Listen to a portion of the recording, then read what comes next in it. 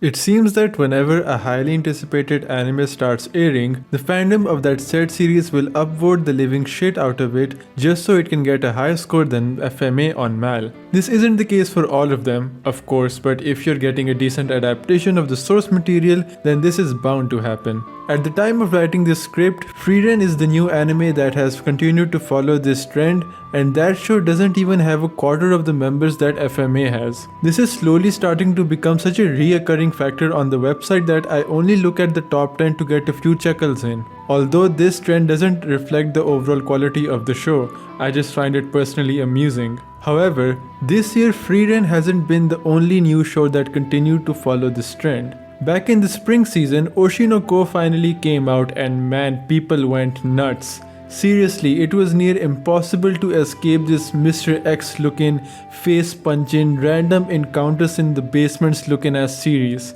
So, I waited for the hype to die down because I don't want to say something that I might disagree with later on. And now, near the end of the year, I finally watched Oshi, and here is my review for the series. 無敵の笑顔だらすメディア知りたいその秘密ミステリアス抜けてるとこさえ彼女のエリア完璧で嘘つきな君は天才的なアイドル様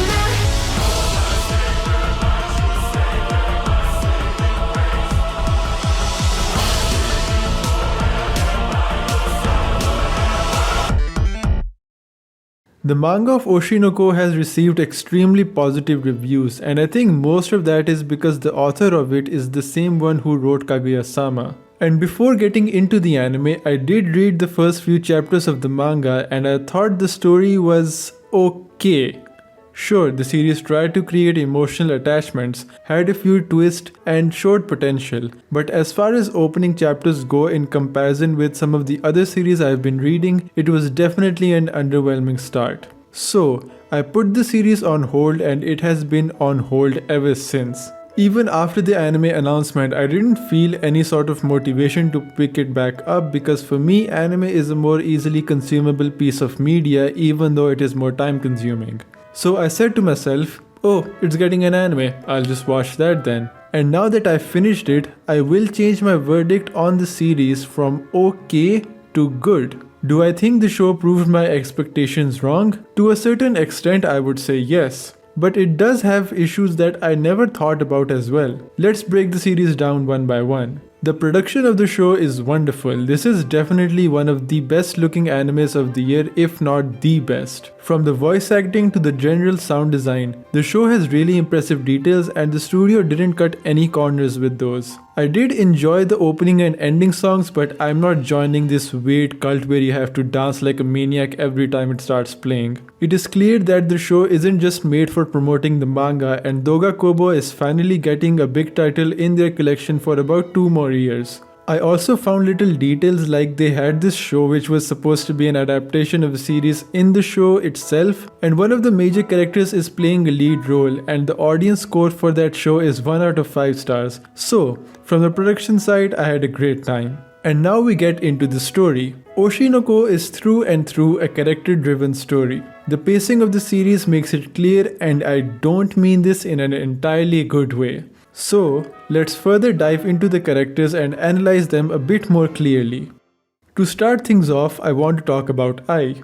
I really enjoyed her personality and it's pretty much what I expected after reading the first chapter of the manga. From time to time she talks in a more subtle manner to tell how she feels about her life, while in other parts she is a goofy and entertaining character in general. Oh, and I should also mention this before I forget that I hate the fact that the fandom literally spoiled the big twist about her to everyone who was interested in the show and hadn't got the time to watch it.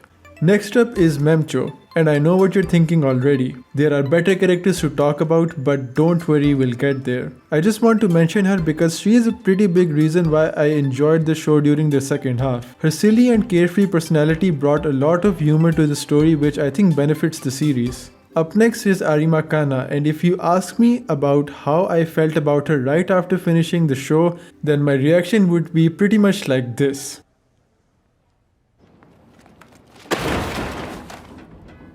But then I gave it some thought, and some more thought, and then some more, and then it clicked.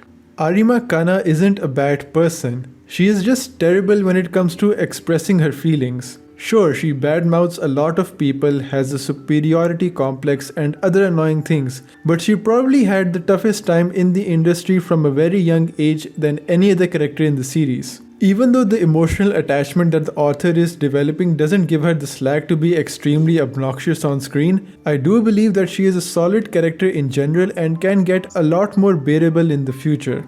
Now we have Akane Kurosawa. Her arc is the biggest highlight of season 1 by a long mile. It is thoroughly engaging, and when it comes to creating an emotional attachment with the audience, then she is one of the two characters that the author absolutely slayed at writing. Her struggle and hardworking mentality yet providing unsatisfactory results is something a lot of people can relate to. Akane is shown to have great intellect and understanding of how to play certain roles.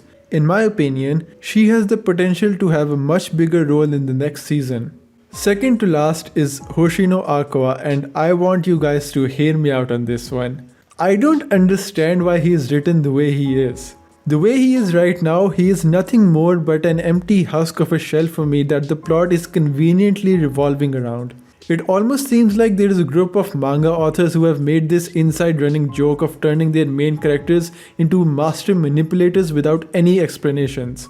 Okay, I believe he has knowledge about the medical field which he uses to get a DNA sample out to search for a person, but I don't like how he is obsessed with this personal grudge. The story doesn't support his obsession over time. The audience is only given flashbacks to support a plot point which feels like just info dumping a lot of time. I get it if you're motivated to reach your goal, but having a 24/7 silent, mysterious type personality is extremely painful to watch. If this is really a running gag between the authors, then it needs to end because it's getting really old. Now that we have covered Arima and Akane's characters, I also want to address the love triangle that the show is trying to develop. I just want to say it's pretty bad. Do you seriously expect me to believe Arima, who was 4 years old at the time, magically has a lot of knowledge about the showbiz industry, badmouths I in front of Aqua and Ruby, and is super competitive to the point where she throws a tantrum, is all of a sudden in love with Aqua, who she hasn't met in like 13 years? There is no background to this plotline, and it feels like it only exists to satisfy the fans because they need some sort of romantic stuff going on. Akane and Aqua's relationship is pretty rushed as well, although a lot more bearable than Kana. The only reason I dislike their relationship is once again because Aqua's revenge-thirsty personality, which he can't put on the sidelines even for a little bit. So when it comes down to story beats revolving Aqua, the realism developed with the supporting characters is thrown out of the gate, so this side pretty much sucks. And lastly, we have Hoshino Ruby, and I thank God that she is in this show. If you sat through the reasons why I don't like Aqua, then I think you'll be pretty much satisfied with how I feel about Ruby, because she single-handedly brings a lot of positives for the story. Hoshino Ruby is the heart and soul of Oshinoko, and I will not pretend as if she isn't even for a single second. Ruby's charm and wit is both thoroughly entertaining, and her admiration for Ai, both as a person and as an idol, is understandable. Ai never badly treated Aqua or Ruby, and her personality grows over time in Ruby as well. Her ambition to become an idol like Ai is commendable, but I think the biggest reason I enjoyed watching her development is because she is an inspiration for the other characters in the show. The final 3 episodes give Kana the center stage and heavily revolve around how she deals with isolation and how important it is for her to rebuild her career. But I personally think that Ruby pretty much stole the show here. I say that because Ruby does not have even the slightest of recognition that Kana or Mem-cho have. Yet, she is better at expressing her feelings without talking down to others or making others sympathize for her. Her ambitious personality ends up motivating Kana, and the story doesn't beat her background every time she is on screen. Aside from that, she shares a brain cell with a lot of the other likable characters in the show. Before starting the show, I thought Akane was going to be my favorite character because of some spoilers that I got, but Ruby is far superior to her. I was reminded that I can't just have a favorite character out of empathy, because as much as this factor is important, all of the other qualities that exist in Ruby are equally important, if not more. So with that being said, I did enjoy my time watching Oshi no Ko. Is it deserving of being in the highest ranked animes? I would say no. It has its positives but still feels like it should be kept in the oven for a little bit more time. Do I think it will get better? I sure hope it does because I will watch the sequel. Will I pick the manga back up? Not likely. I find the anime way more entertaining and I can't make a melody of songs in my brain. When will I stop asking myself these questions? I don't really know. I think now is a good time. You can follow me on Instagram if you want to catch up with this new doobie meme trend, or if you want occasional updates on when a new video drops in my stories. I also post reels there that highlight what are the more focal points of my videos. I will try doing a manga video before the year ends, so I hope that works out. Okay, my rambling has gone on for way too long. Bye now.